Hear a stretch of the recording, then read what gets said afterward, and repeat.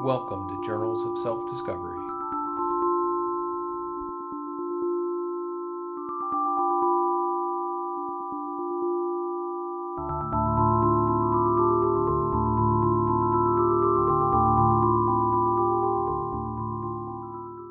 Hello everyone, and welcome to this month's edition of Journals of Spiritual Discovery. I just want to note that episode 10, the interview with Mike Schneider, I changed the title on that episode. It's now called Wisdom from Down Home with the Hillbilly Sutra. It's definitely a classic, and if you haven't heard Mike, do listen to that one. I really recommend it. As for this month, I've got Jan Frazier, and I really enjoy the interview with Jan. Although she's spoken at several TAP Foundation meetings, I've never had the opportunity to hear her speak.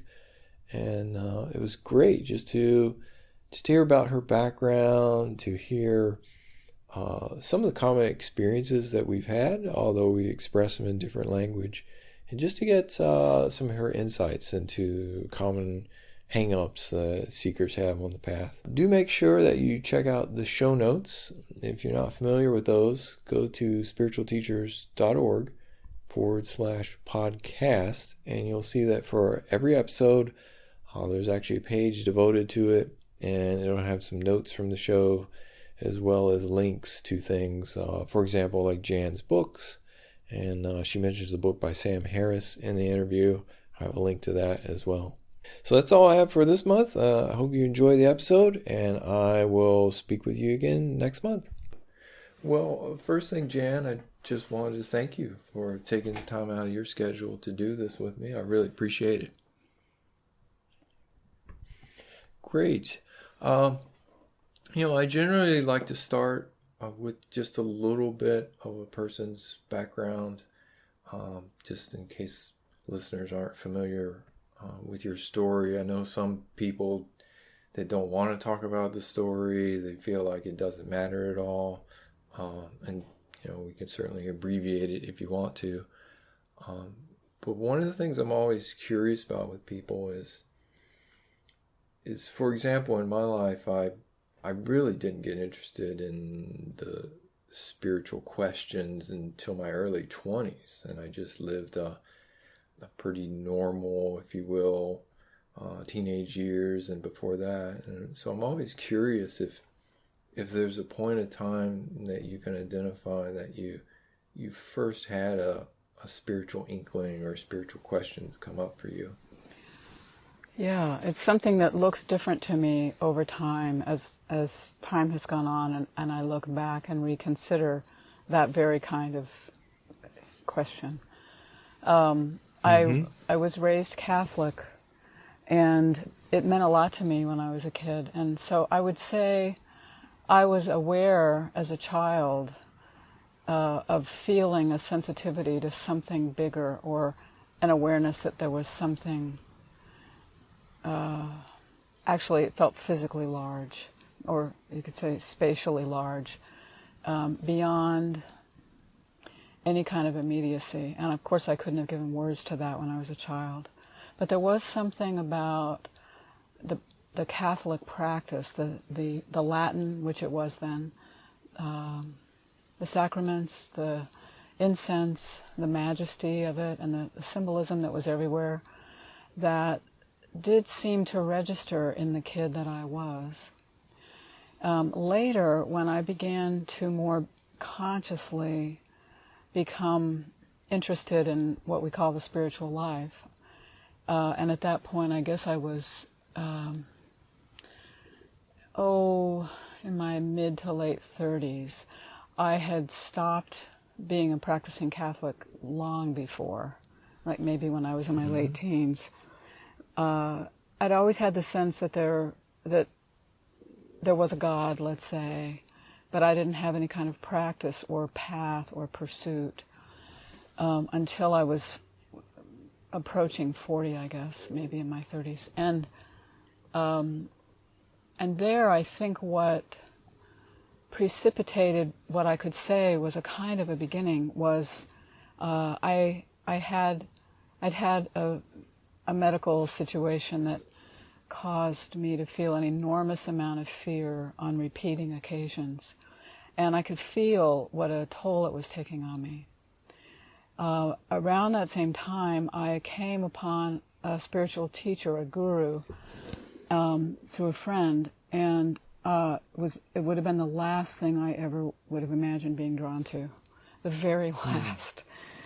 But in spite of whatever my natural tendencies might have been, I was drawn there, and I think I realized even then that it had something to do with wanting to address the crippling fear and some sense that maybe I didn't have to be subject to all of that, but I, again, I couldn't have articulated this at the time.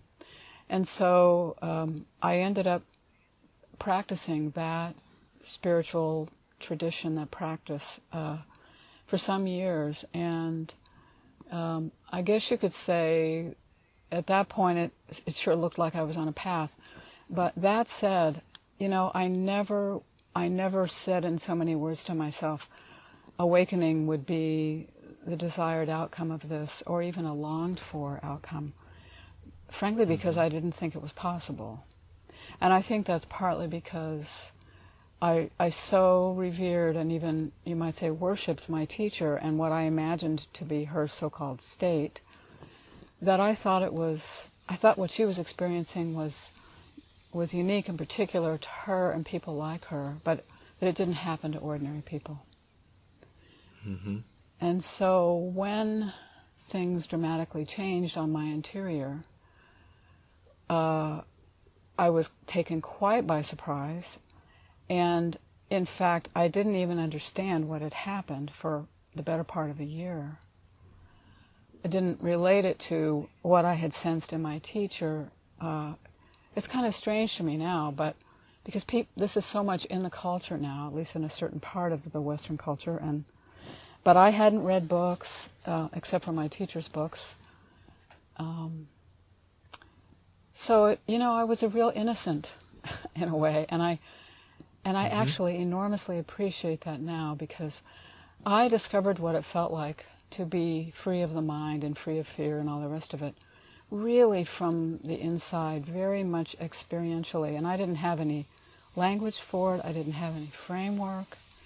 I hadn't been subject to what so many people that I sit with now seem to be subject to, which is being what I would consider limited by a set of ideas and a desperate desire to become free of pain.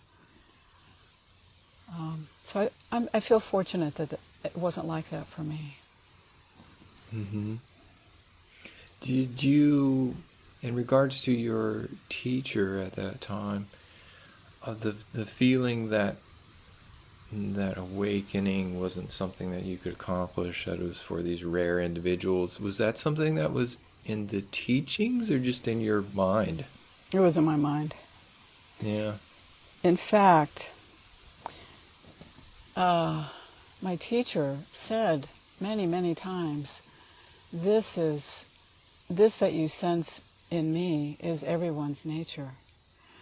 So it's not like she wasn't trying to, but it really was very much in my mind's understanding of what it was like to be both, you could say, enlightened and in a human body. And I had an idea about it that didn't line up with reality. Mm-hmm. I had something similar for a period of time with a very dynamic teacher, Richard Rose, who you probably know the name, who just seemed he was so intense and so determined, and I thought, oh, this is some sort of Olympian. I can never be like this guy. And that's despite him saying that, of course you can do this. Yeah. Similar thing, just in my head, I had this barrier that I couldn't do this. And did you at some point, did that soften that impression that you had? It did eventually, and I think what helped me is meeting other teachers. He was my primary teacher for a long time, and while I read books from other traditions, I still didn't get that sense of, the ordinary person who comes upon this. They still seemed like heroes almost. These were heroic people who achieved awakening. Yeah. Yeah. I think that's really common to think, and in fact, maybe that's why when some of these teachers who probably really do embody real wisdom and truth turn out to also be human and flawed, that can be devastating to people. And it speaks more of, not of the teachers being a fake or something necessarily, but to me it speaks more of, as what happened to me, the so-called seeker's mindset or orientation to what they observe. And in fact, my wanting to avoid this whole thing, when I've been in the presence of people who've invited me to give a talk or sit with them or something, my inclination has been to, initially it was, to downplay, to do whatever I might do to quiet or to subdue in some way you might say, the energy that might cause the other person to think, oh no, she's really different or better, or this isn't something that I could experience. And I eventually realized that maybe that wasn't such a good thing to be doing that, but it's a trade-off, I think. Mm-hmm. Mm-hmm. Now, were you, when you were with your teacher, we're speaking of Guru Mai, correct? Yes. Were you didn't have the idea of awakening necessarily as something that you were after, but you were trying to reduce fear or be more at ease in life? Was that more what you were aiming for? Yeah. I wanted to suffer less. Mm-hmm. I really did have the sense, and part of what I so appreciated about what I learned from her is that it invited me to look inside to see what I was doing with reality as it came along that caused me to suffer. So that fundamental thing it really did bear fruit, and I could feel the suffering easing. Excuse me. And it's just that I wanted to behave better. I was a mother of young children at the time, and I wanted to function. I wanted to be a better mother. I didn't want to lose my temper with them. So for me, it all had to do with trying to correct my interior by noticing the extent to which I brought about my own angst, and then that would result in,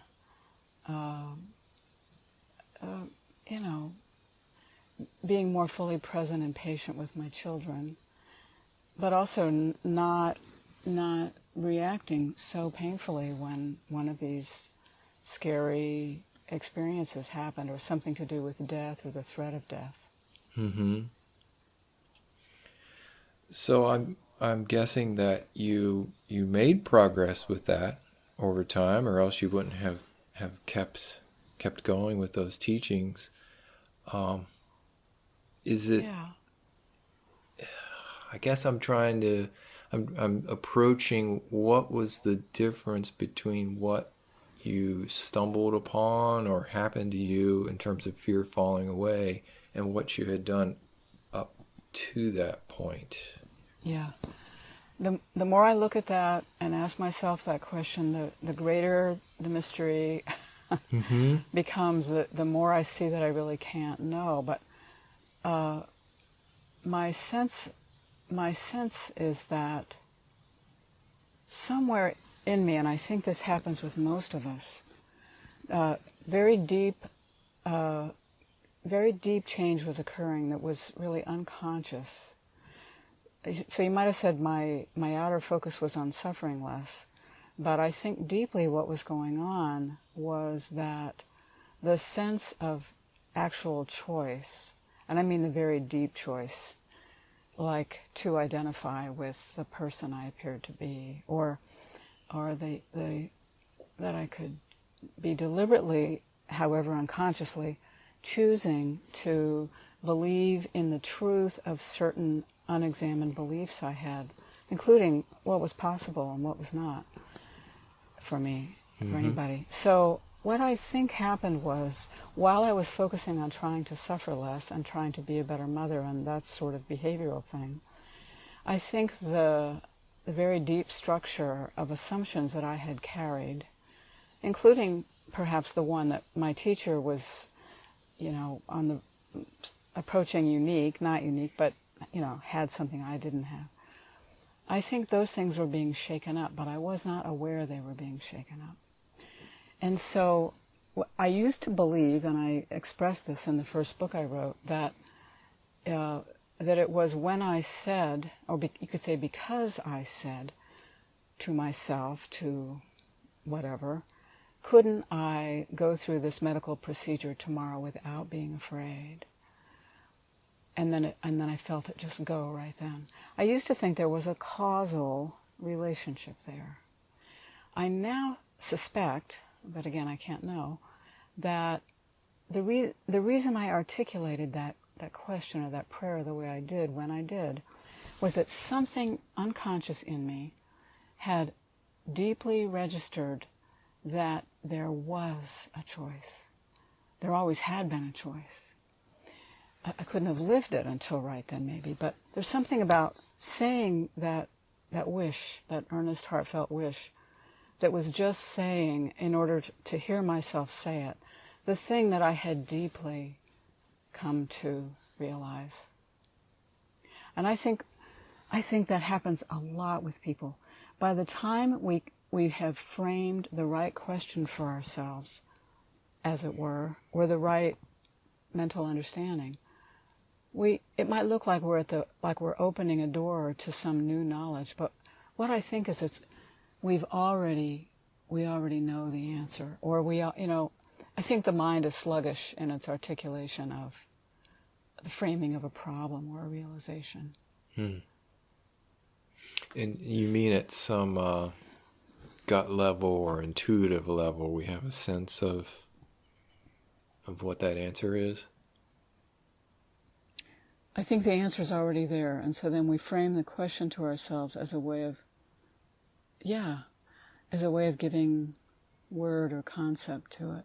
And I think how all of that goes on, I suspect, is just from ordinary, daily, momentary life beating us up, shaking up our sense of self over and over again. And, meanwhile, we're going through it thinking we know what we want, including spiritually, thinking we know what we need or what progress is. And I think mostly we have no idea. But meanwhile, life in its, what I perceive as kindness, is pushing us and pulling the rug out from under us and directing our attention in one direction or another, so that very deep learning that we're mostly not conscious of can occur in an ongoing way.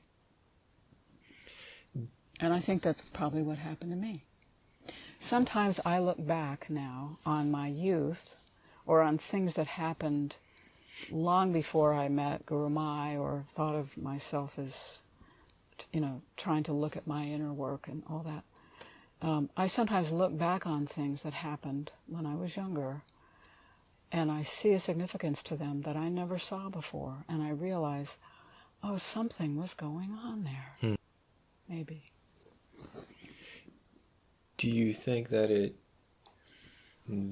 matters for the individual to try to bring those unconscious, subconscious teachings, if you will, to the surface and be aware of them? For example, at the end of each day, thinking back upon the things that happened during the day and trying to see if there were any lessons there. I think it's certainly good to be open and receptive to a noticing like that.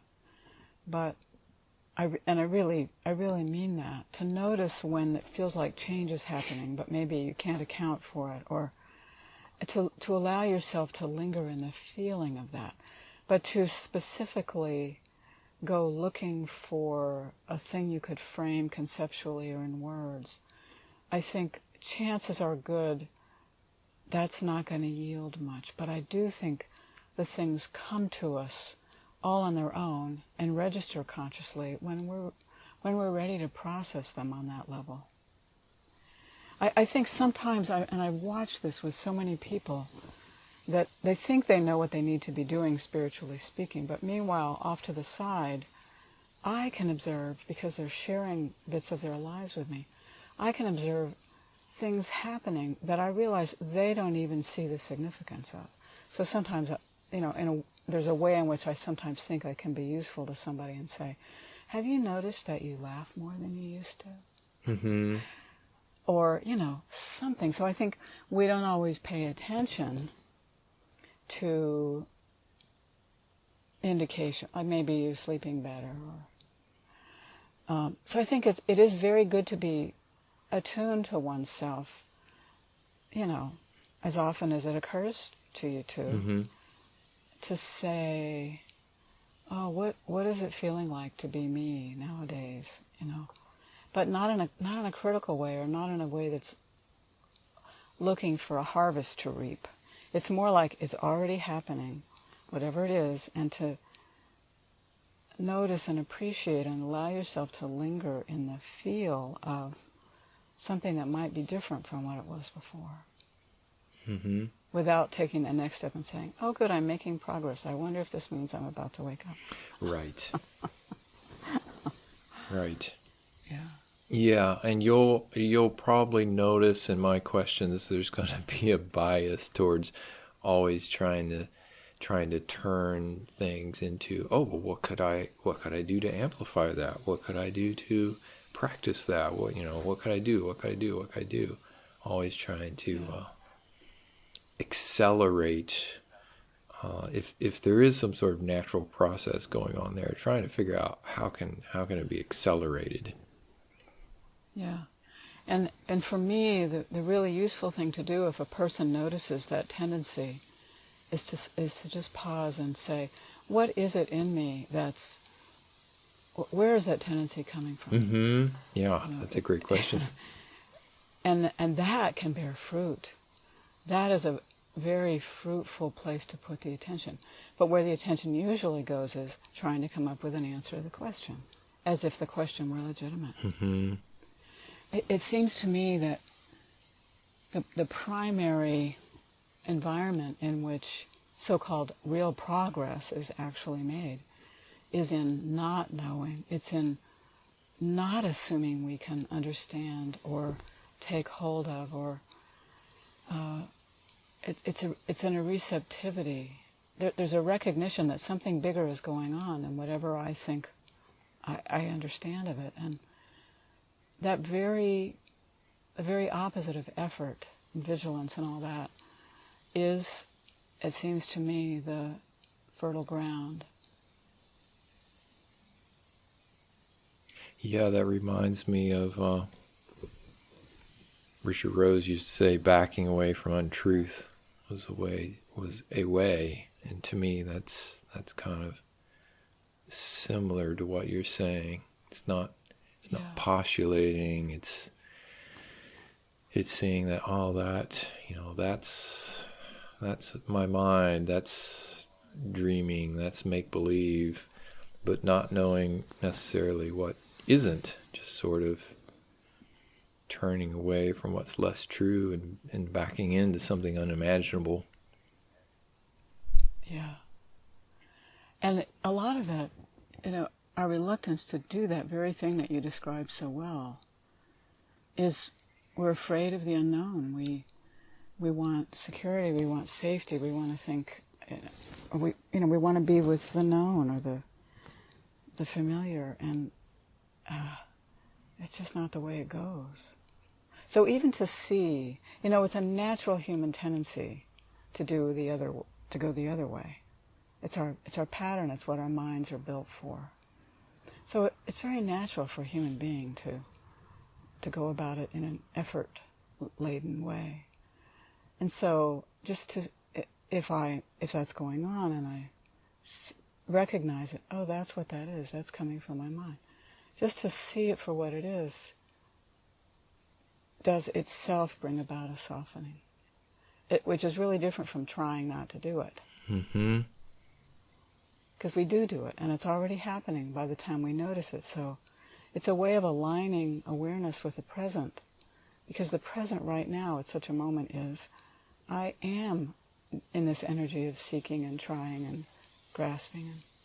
And you know, so many people, when they see that, they begin to judge themselves, or they try to stop it, and then that takes us out of the present, because then we're trying to live in the future moment, 2 seconds from now, when the thing might have stopped, or when we'll stop doing it altogether, and that doesn't get us anywhere.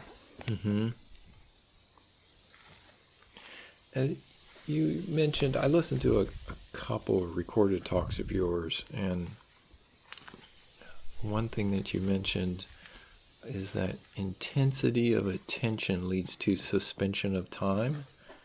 And I think you might, in that talk, have given some examples of like a rock climber, for example, or people doing really intense activities. Is that something that, again, going back to, doing or practicing, is that something that you think has potentially some benefit of just really paying attention to whatever is going on and trying not to let the mind drift and wander and daydream? For sure. But, whether we're doing some, an intense kind of activity like racing a car or just walking down the stairs. But again, I don't think a person could get up in the morning and say, I'm going to try to pay really close attention to each moment today as I'm in it. And, sometimes attention will be being paid, and sometimes the mind gets busy and we don't know what we're doing right now. And, somebody might say, and I don't know whether this is part of what you were just looking at, whether we might actually deliberately undertake activities that are likely to require a lot of attention or to quiet the mind, like gardening, or, it's often something dangerous, but gardening isn't dangerous, or fishing. And my sense of that is it's the wrong reason to do a thing. If I'm moved to go fishing because I really love to fish, say, then I should go fishing because I love to fish. But I might, naturally become aware while I'm standing at the water's edge with a pole in my hand, watching the ripples. I might become aware that, oh, my mind is very quiet here. And part of the reason people love to do those things, or to knit, or they're not necessarily conscious of this, but part of why often we enjoy those things is because they give our minds a rest and we're really in the moment. So we are drawn to do those things. I think that's why people do things like climb mountains, because they love the way it makes them feel. Do you think that there is a difference then between someone who's knitting, let's say, but has no context for it other than I enjoy knitting, and someone who, let's say, has read your book or listened to one of your talks and likes to knit, and then begins to notice while they are knitting that, they notice qualities of the experience while they're knitting that they wouldn't otherwise have noticed? I do think that could be the case, the latter, but also I wouldn't ever say to somebody, if you're turning this into a reason, a method, to do something, I would not encourage that. But I think it is true that having encountered the idea of it in a book or hearing somebody talk about it can cause us to become more noticing and indeed appreciative of those moments of real presence. we might not otherwise have it recognized for what they are, and let ourselves feel the pleasure of them. Yeah. I like this conversation, it's a difference between, because I'm always trying to turn everything into a method, and you're like, no. yeah. Well, and it's natural. Of course people want a method. Right. I mean, and it's real good to see where that comes from. If it really is true, like, what if it actually is true that everybody already is this, and yet they just don't notice it? Well, let's just supposing it's the case, then it's just a matter of things needing to get out of the way so that we become aware of what's already going on. The idea of a method, a process, progress, does not invite us into the discovery of what's already here. It's looking for change. And that's a waste. It's just not going to get us anywhere. So even people who undertake earnest practice and they look for methods and all that, and they do it for years, and then they finally actually wake up, even they often will say, oh my God, I see now this was always right in front of my face, and I was doing all that wheel spinning, and I needn't have. Yeah. Yet, right. But we don't know what to do. If it doesn't feel like it's right in your face, then you say, yeah. So it's natural. But at some point, one thing I gently encourage people to do is, if they have a teacher or a book or a practice or whatever, just to hold it lightly and to realize that, yes, it may do its good. It may appear to move you along and open things and help you let go of one thing and another. But please realize that at some point you're going to feel that it's no longer needed, useful, because anything that truly could be useful is only delivering you to whatever's beyond it. So I encourage people to trust themselves. Like, somebody will say to me, do you think I should meditate? And I say, if when you sit for meditation, you love the way you feel there, if you feel like something happens and you're peaceful in your mind, whatever, then of course you should do it. But the point is to trust yourself. So even if what I might call a method is, clearly, ultimately not going to take you home to yourself, if anybody feels a sense that it's making something significant happen within themselves, and all that is making the blocks soften, making the barriers, lose solidity. And we often wouldn't be able to articulate that to ourselves. I certainly couldn't have. But, if you feel something real happening in you, trust it. And don't hold on to it. And don't think, oh, this is going to take me all the way. Yeah. And if it stops feeling fruitful, trust that. We have everything inside of ourselves to the ability to register. Does this feel alive? Or is it that this thing that I'm doing puts me in my head and makes me feel like a failure or like I'm making progress? We can trust if we're willing to look, the impression we get of whatever the phenomenon is. That we're always looking for answers outside, as I did. In regards to negative emotions, if you will, or negative reactions to things of, I'm feeling lousy today, I'm disappointed in myself, all those sorts of things. Do you have any advice for people who,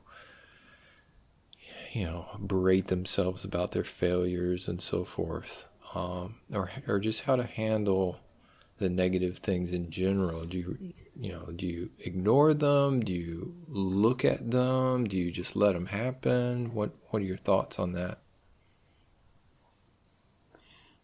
My sense is that when a person becomes aware of something like that happening right now, not as a pattern, not when you were a kid, but right now, allow the feeling of it. Do not try to push it away. And if you're judging yourself for it or trying to change it or avoid it, see that you're doing that. The body is a wonderful vehicle for allowing. This thing's already registering in our bodies, or it wouldn't get our attention that it feels bad. It feels negative, as we say.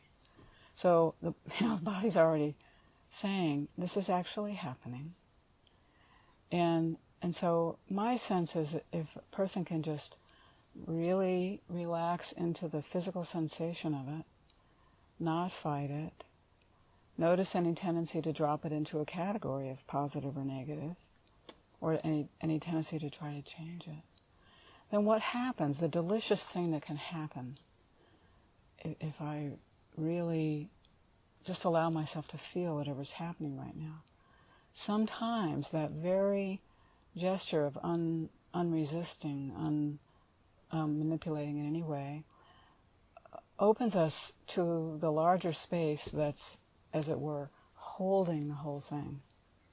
It's the larger space is what we really are, and the thing and a person that can actually see all of this occurring while it's occurring.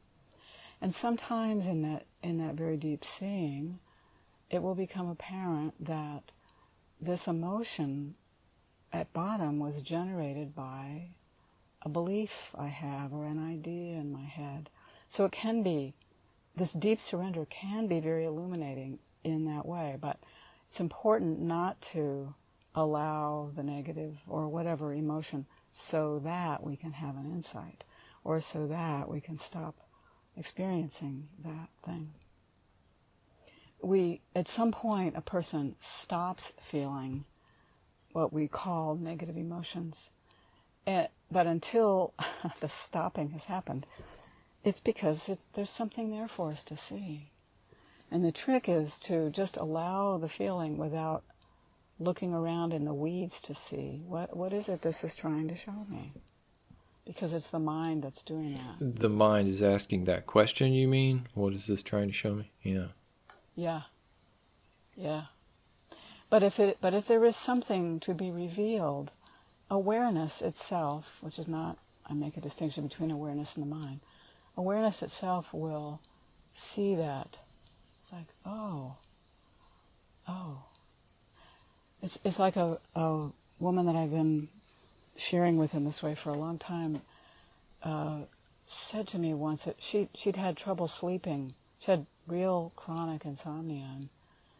And one night as she was lying there awake, she, just allowing herself to be awake, without going looking for it, she came upon this deep belief on which the insomnia had always been depending, which said, I should be able to sleep at night.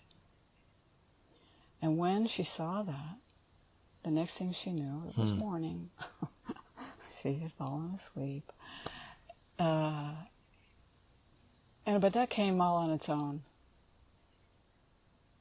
And she's an earnest seeker.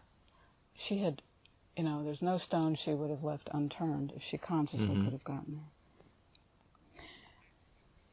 But I think the beginning of of real surrender to something difficult that's being felt in the body, the beginning of it is to notice that we're probably already resisting it.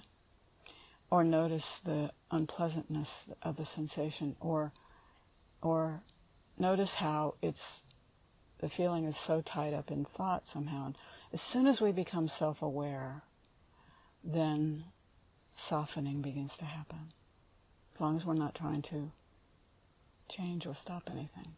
It seems like the natural tendency is to do one of two things in my experience. If for example, there's a perceived slight against me, someone says something and I don't like what they say, I either will feel bad about it, it hurts me, or I will immediately attack the other person.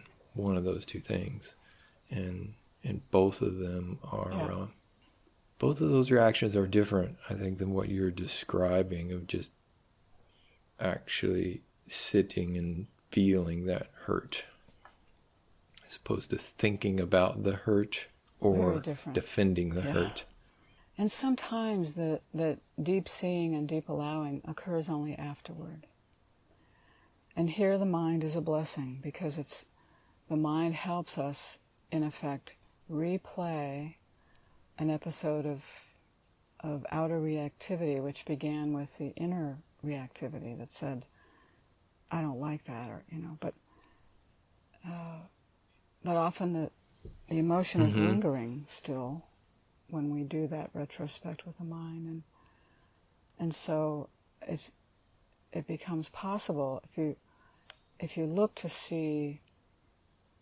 Let's say you didn't react, but you just felt wounded. You didn't have the opportunity to lash out or something, or something in you managed to monitor that.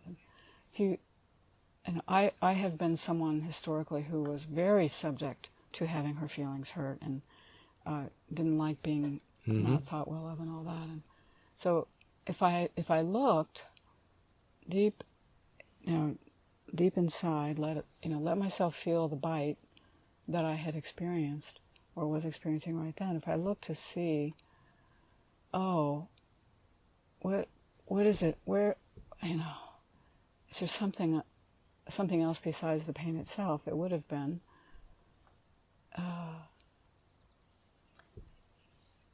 instead of people shouldn't act that way, which was my classic thing, or I'm a total loser. It would be a deep seeing that my sense of well-being in myself depends very heavily on what somebody thinks of me.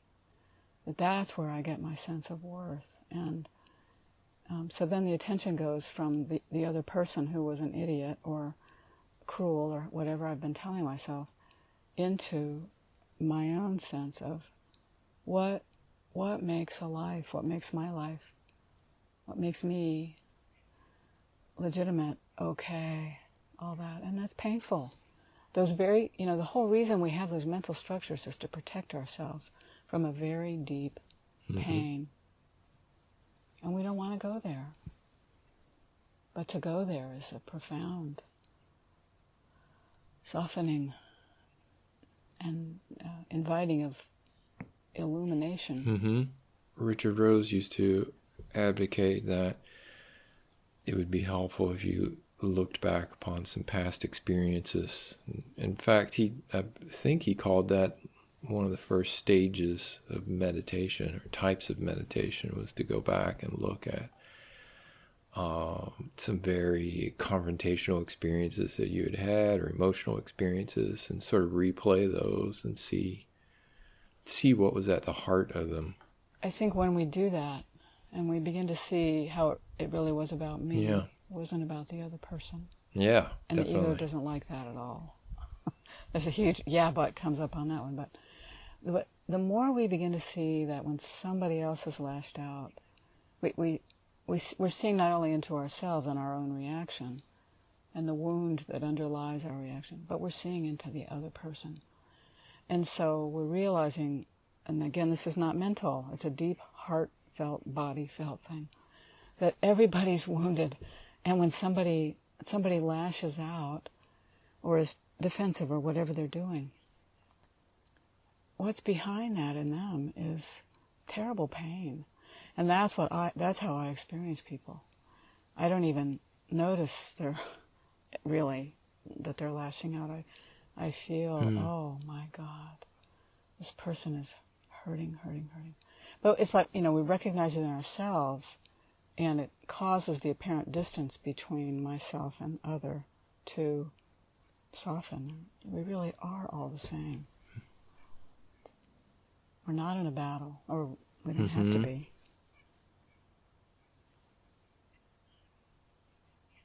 And it's not about forgiving the other person. It's not about understanding how they got to be the way they are. Although, on the level of the mind, that can be useful. Eckhart Tolle once said something about, when you find yourself being put off by somebody's behavior, if you can just gently realize, well, if I had the same conditioning that person has, and I may not even know what their conditioning is, but I would be behaving the same way, doubtless. And, there is something to that. It's not about letting ourselves or anybody else off the hook. It's just seeing how a human being, because of the way our society is set up and child rearing and all that, is terribly subject to environment and forces and well-meaning and cruelty. There's a quote I wanted to ask you about that's along this line. And you said there's a difference between indulging the thought and allowing yourself to feel what you're actually feeling. The key to this is to be in the body. And my question about that is, I'm thinking about myself in my 20s, for example. I would have had no idea of what you're talking about, be in the body. And I'm just curious if you can, if you run into people like that who just don't know what you're talking about, if you have any advice for how can one get more in tune with being in the body, that sort of thing. Yeah. Oh, I surely do encounter people who, they either have no idea what I'm talking about, or they do know what I'm talking about, but only because they can feel themselves unable to be in the body. No, I'm just agreeing. Yeah. Some, I could go a few different directions with this, but I'll just say briefly that for somebody who's experienced trauma, it's entirely possible that the body and the mind for such a person do not function in a truly automatic kind of way, in a way that consciousness has access to. And so when sometimes somebody will say, I really can't help it, and they literally can't.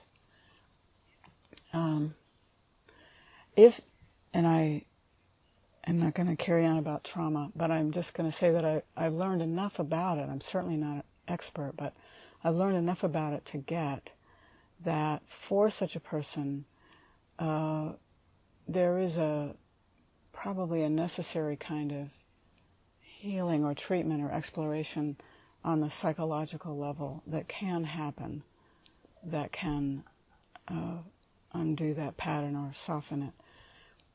But if that's not what's going on for somebody, and I don't think it usually is, who has no idea about the body, they can't attune to it, I would encourage such a person to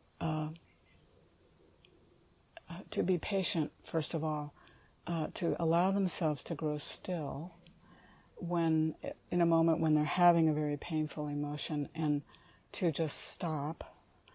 What I mean is not try to stay busy, but to literally sit still or lie down and feel, just see if they can locate where the emotion in their body is occurring. If it's in their heart, are they sweaty?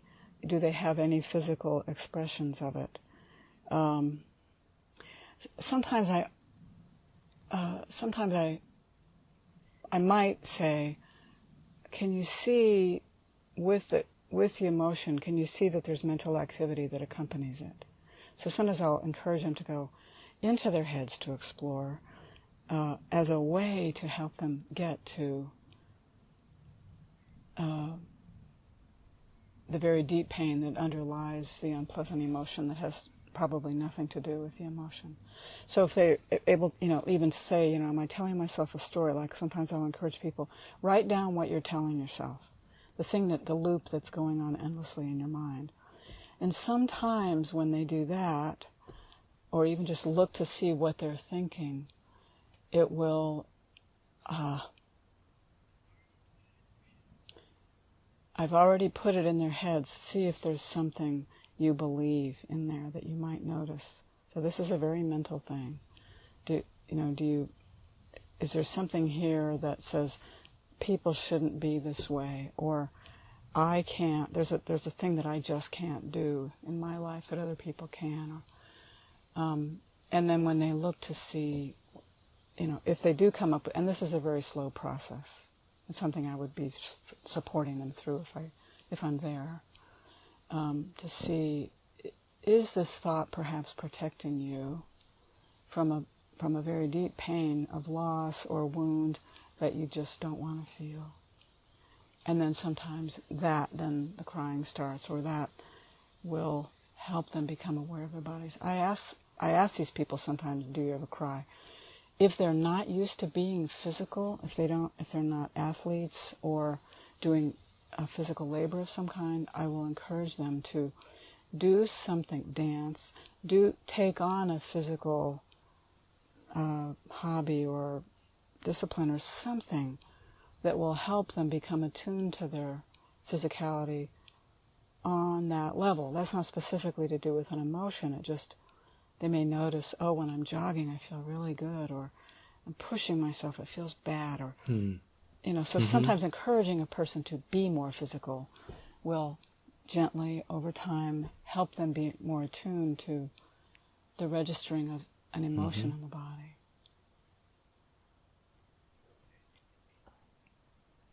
But I think the main thing is encouraging them to notice how much they're in their heads without trying to change it. Just see it. Yeah. That they take refuge in their minds. Sometimes it's just when you eat a meal. Notice when the food tastes really good, notice the sensation of fullness in your belly. Things that a lot of people they're not conscious of. So sometimes that's a doorway to becoming more aware of a physicality. I was curious if I've heard you mention the words attention, consciousness, and awareness almost interchangeably, and I was curious if that's true, or if you differentiate between those three terms. I think I use them more or less interchangeably, and I know different people use one of those words a different way. One thing I'd say about it is consciousness. What I think of as consciousness,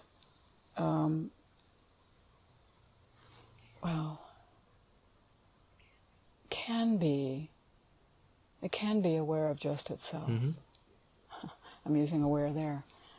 Hard to use language, but I think attention, it's useful to notice what goes on in terms of a person's attention alongside thinking, which is different.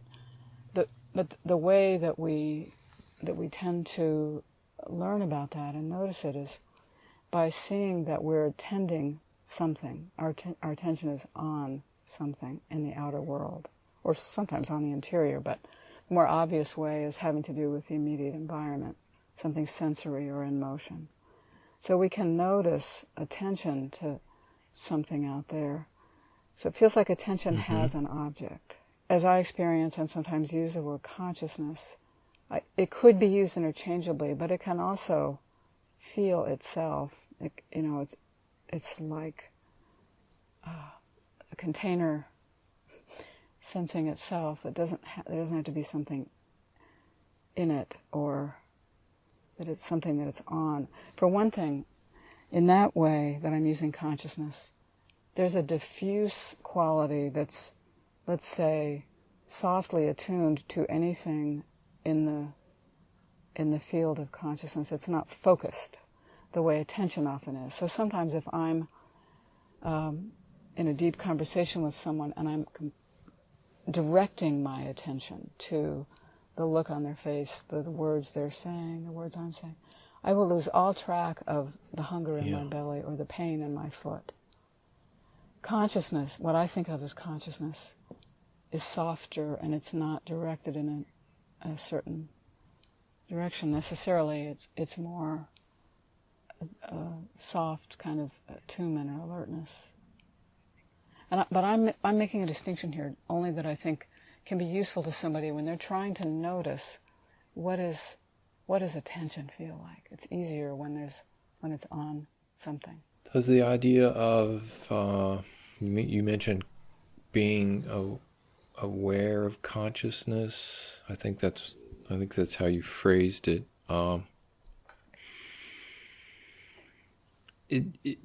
Does your mind, or does your experience, or did you have the experience of being,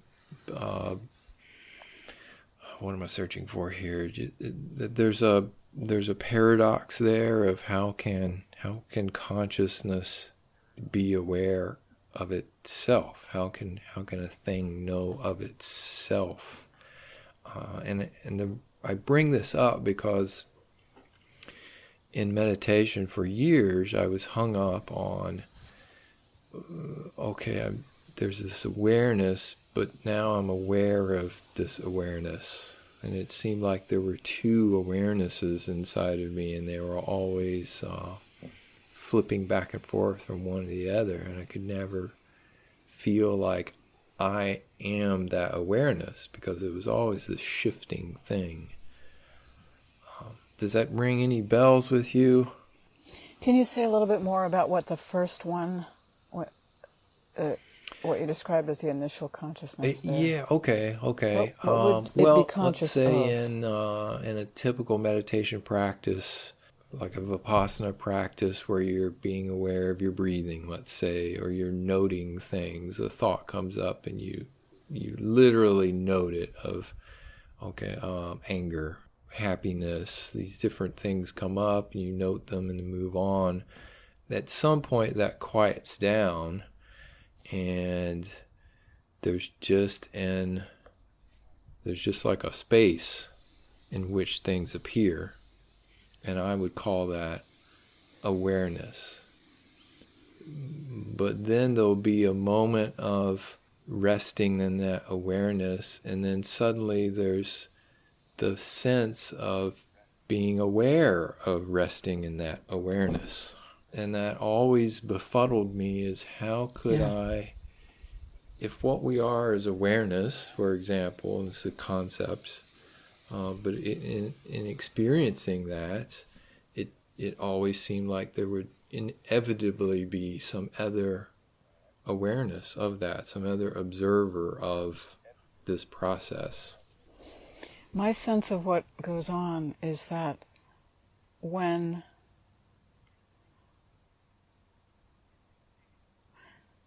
so in the first thing that you described, if you're sitting and you notice a thought or breathing, sound in the room, as soon as let's just say interior things, not sound in the room, but as soon as you notice, as soon as awareness or consciousness notices something that's going on in the mind, then it stops, and so usually, and so then, absent anything to focus on or to give attention to, the awareness then has the leisure, the luxury to notice itself. That's my sense of what happens, and so it. But really, it could say, if we are spaciousness, the thing that's going on the whole time is that even when you notice that there's a negative thought, the thing that's doing the noticing is not experiencing the negativity, right? It's seeing it. And so there's evidence there. There's, if you have eyes to see it, there's evidence. The important thing that's going on there is not the seeing of the negativity. It's certainly not the negativity. It's the fact that there's something in my conscious awareness that can see, that isn't subject to the thing it's seeing. And as soon as that happens, the predominant reality or the restfulness of that seer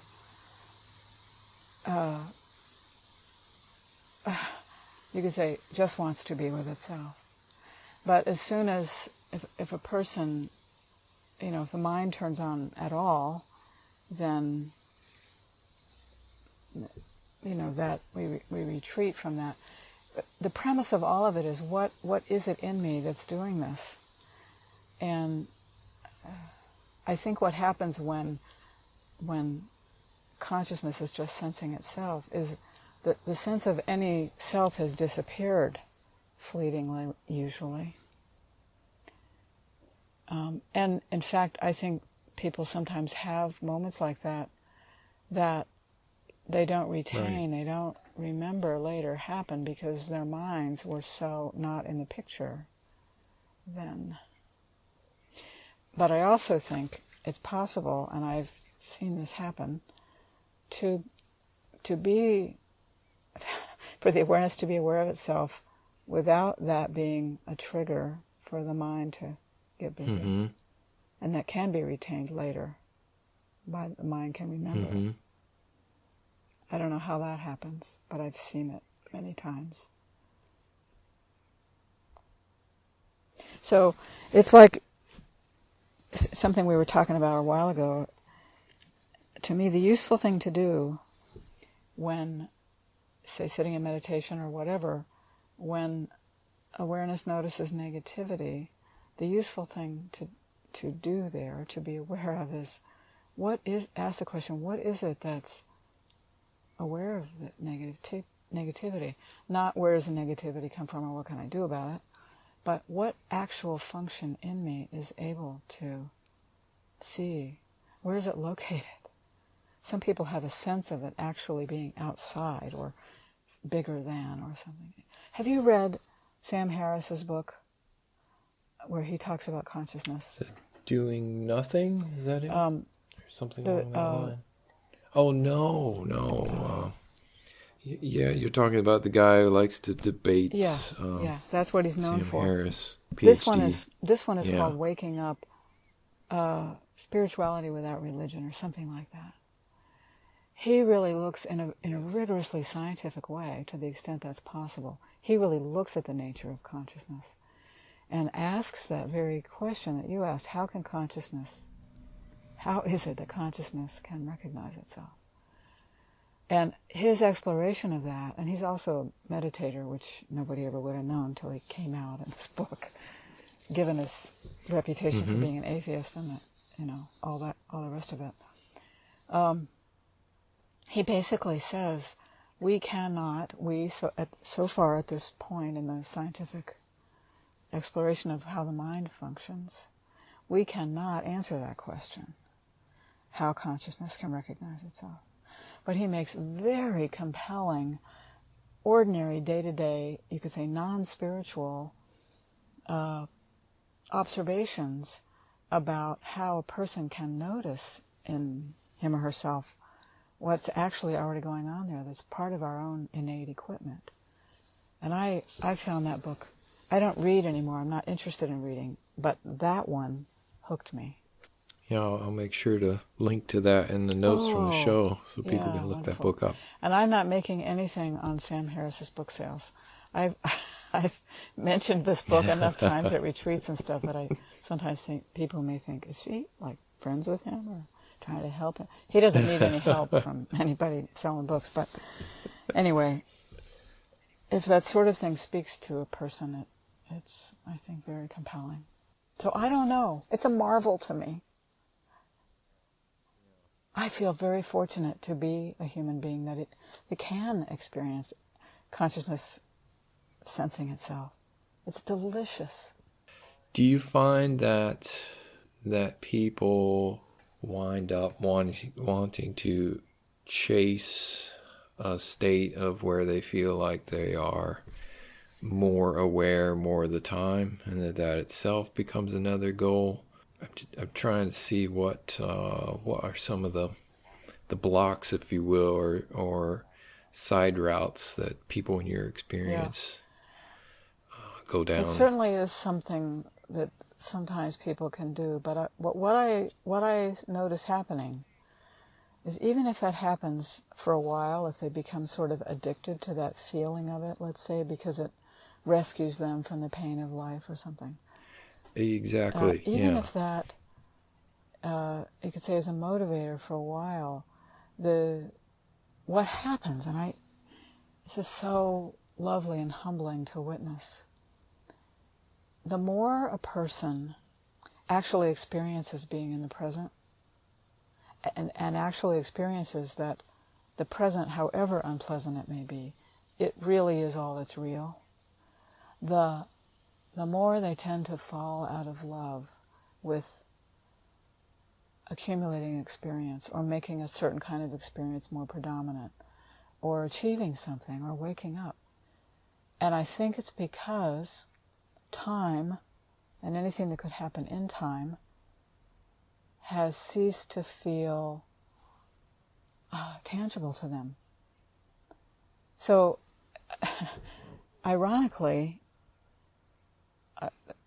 some of the people who have been the most devoted, earnest seekers stop being seekers, not because they necessarily woke up, but because they forget to pay attention to much of anything else besides what's happening right now. And they've, little by little, learned that it hurts to resist. And so they've come to rest in what's happening instead of trying to change it, including trying to change themselves and their own experience. So sometimes they'll lament to me, they'll say, I've lost interest in waking up, and I just laugh. What more wonderful thing could happen?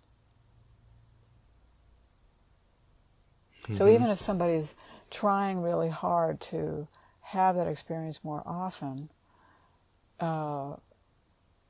it's probably not going to continue. Anyway, we can't make those moments happen. We can't make ourselves not be reactive, for instance. All we can do is see when we are reactive. We can see that we are in resistance. We are in our heads. We have been, the last however long. And as soon as you see that, it often softens. And yes, it feels good. And I encourage people to pay attention to how it feels. Yes, it feels lovely. And don't let the next thing be, how can I make this happen more? I think that's at least a tendency that I see with teachings that point out, let's say, that, hey, there's this awareness, and it's here, and it's always here, and people get a sense of that, say, during a lecture or from reading a book, and then the immediate reaction is, oh, I felt it, and now I don't feel it, and now I want it again. Yeah. And so I'm going to go back to a lecture, go to more lectures, and sit in more satsangs, and so I can feel it more and more and more until I feel it all the time, or almost all the time. Yeah, it doesn't work. If instead such a person could make note of the wish to make it happen more, and explore, what is it in me that wants that? It's the same machinery that suffers. And it doesn't want to suffer. It wants to feel good. But we don't put our attention in the right place. The tendency is to follow that desire and think, how can I get it? I should go back to that teacher, whatever. Absolutely. And instead, if I were such a person and had that thought, that driving desire, if I could just pause for a second and say, what am I really? Which is what this whole thing is about. What am I really? What is it in me that wants that? Until something leads us to look at that, we're just going to stay on the same loop. And we might have peaceful moments of great insight, but we didn't cause them when they happened. We just didn't. Or if we did, it was in spite of our... maybe we can look back and say it was something I did that brought that about. It was that that's what terrible suffering sometimes brings about in people. You can look back and say, wow, if my house hadn't burned down, my whole sense of myself might not have changed. We can see it in retrospect, and there are a lot of obviously famous waking up stories that were apparently precipitated by some devastation.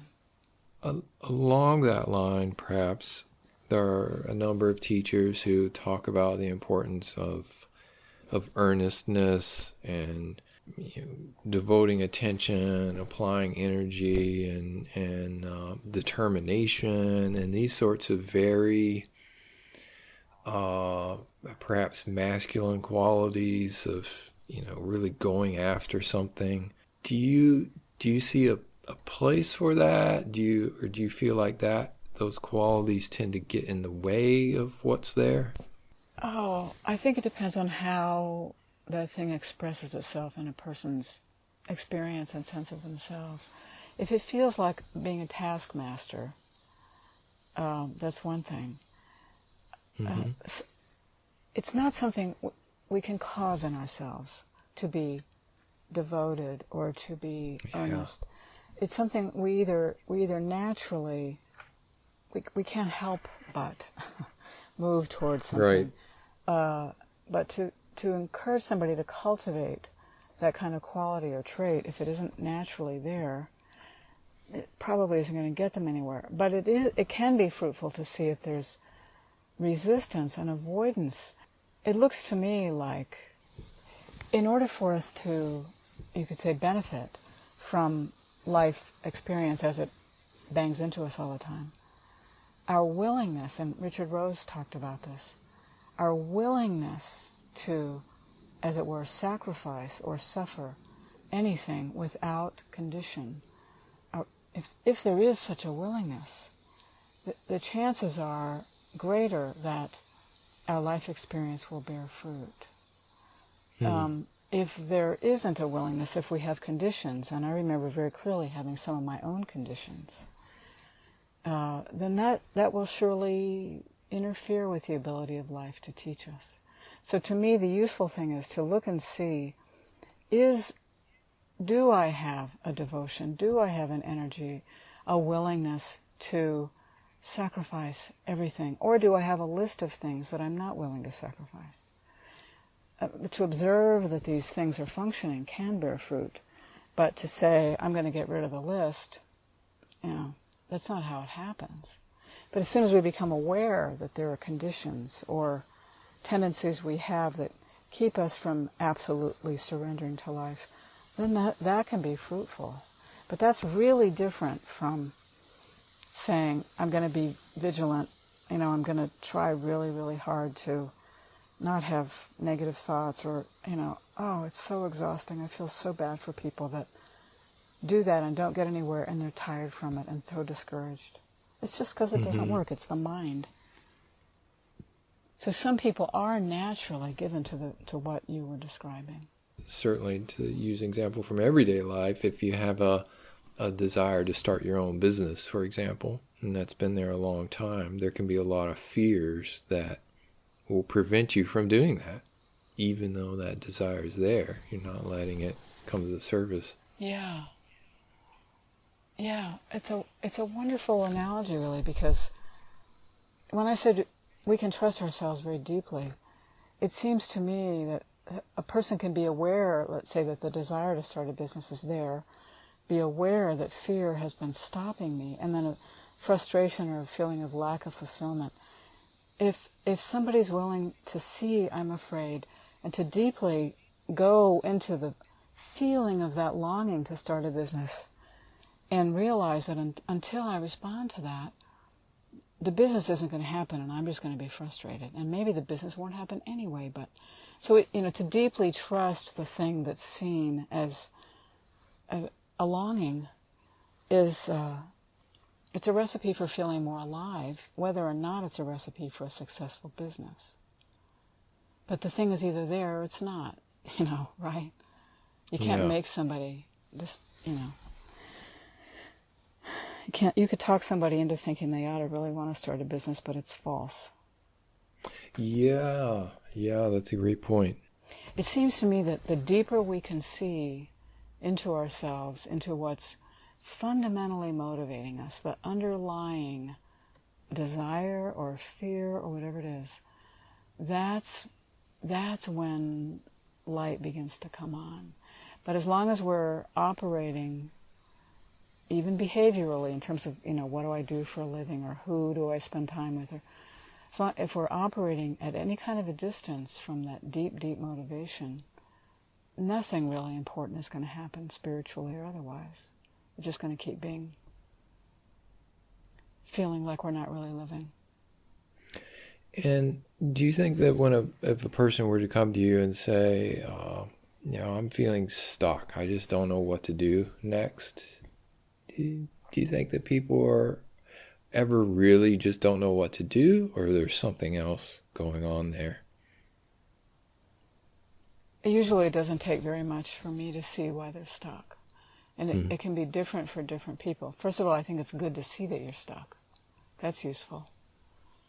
Often it reveals, if you turn and look at it, the stuckness, you'll be able to see there are beliefs underlying that said, this kind of thing should bear fruit and it's not. Or you may find that there are places you just don't want to go. There are feelings you just don't want to feel. So stuckness is useful because it points to something if you have eyes to see. So if it only leads a person to saying, I'm just going to give up on the things I've been trying because they're not working, well, that's really useful. Sometimes it's just out of frustration, but it can be a door opening. There's something else needs to happen. And so, but I'm not going to give them another method for sure.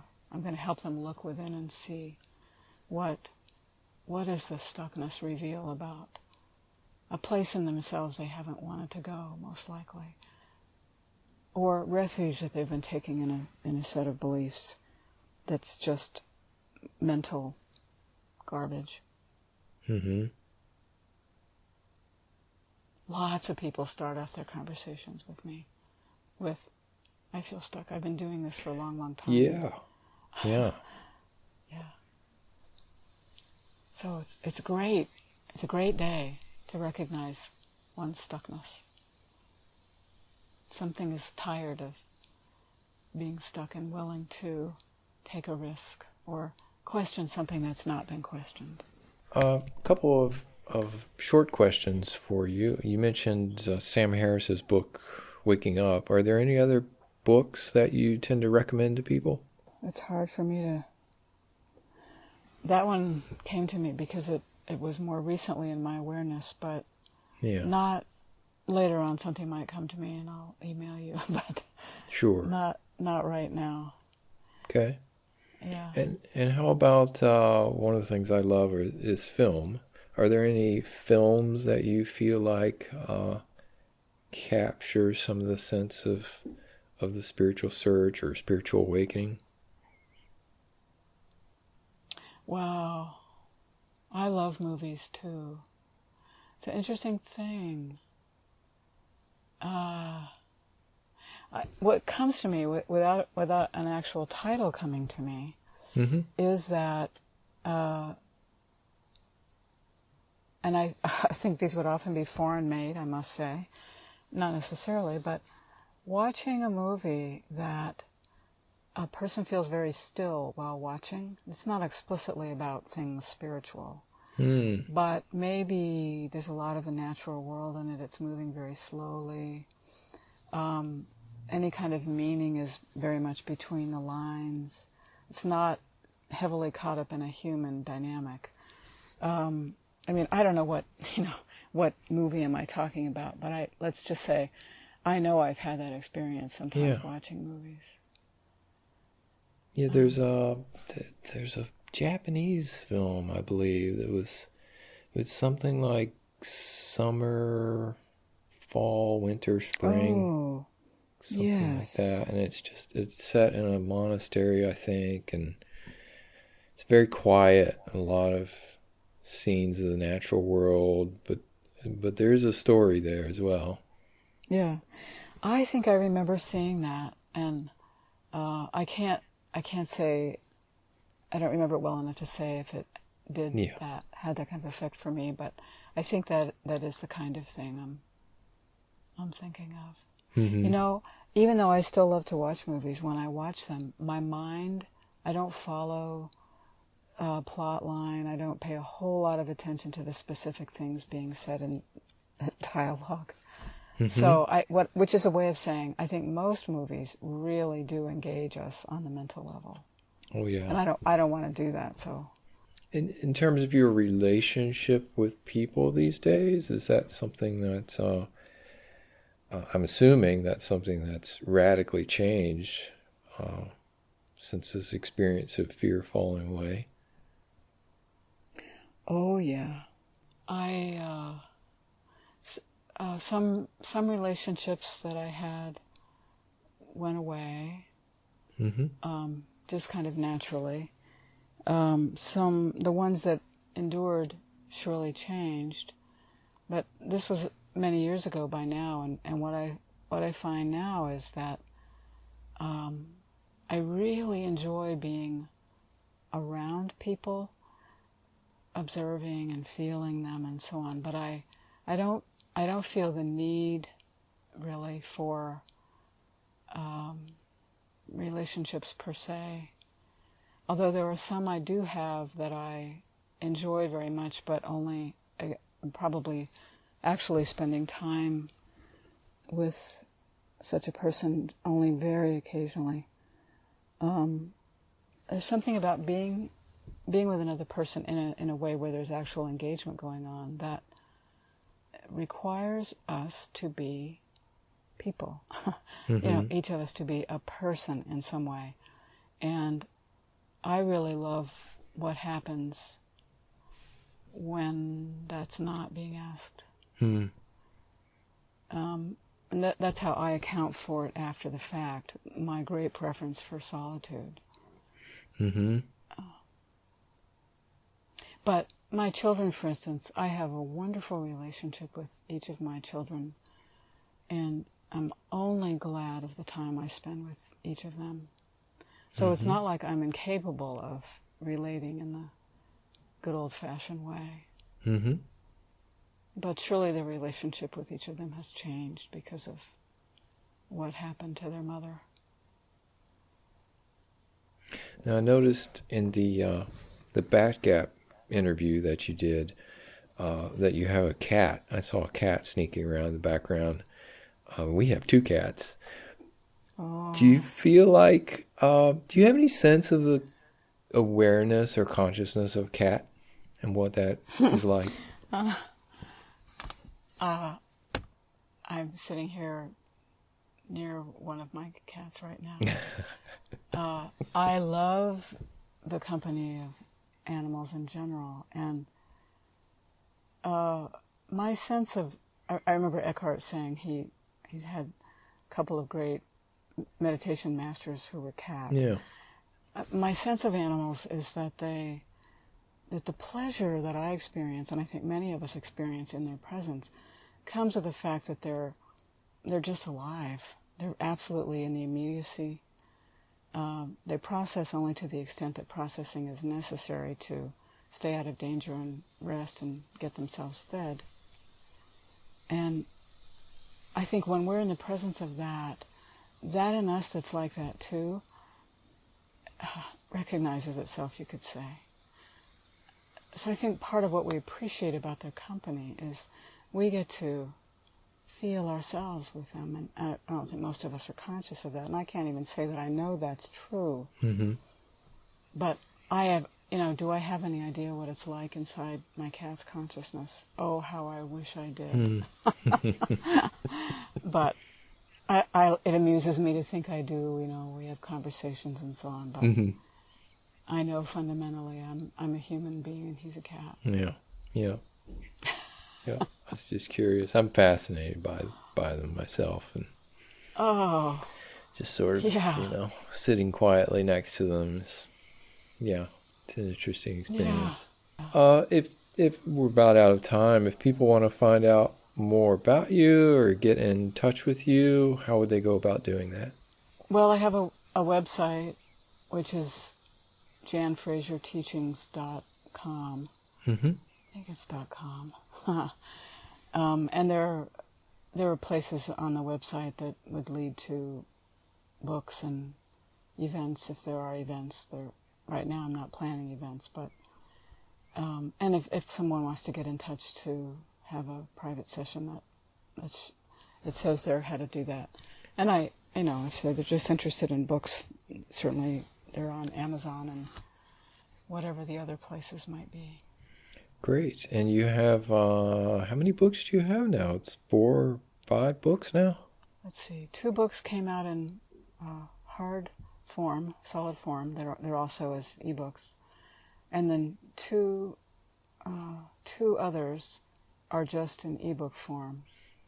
I think it's 2. Yeah. Got it. Yeah. I'll make sure that I link to all those in the show notes as well. Well, I don't have any more questions. Is there anything that you want to wrap up with?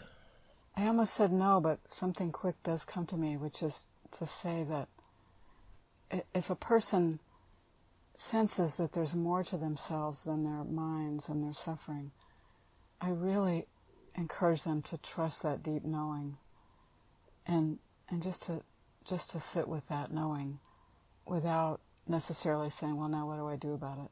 But they're tuning into something real and actual and precious. So precious. Thank you. Thank you, Jan. Thank you, Sean. It's been delightful. Yeah, it's been a pleasure. I appreciate it.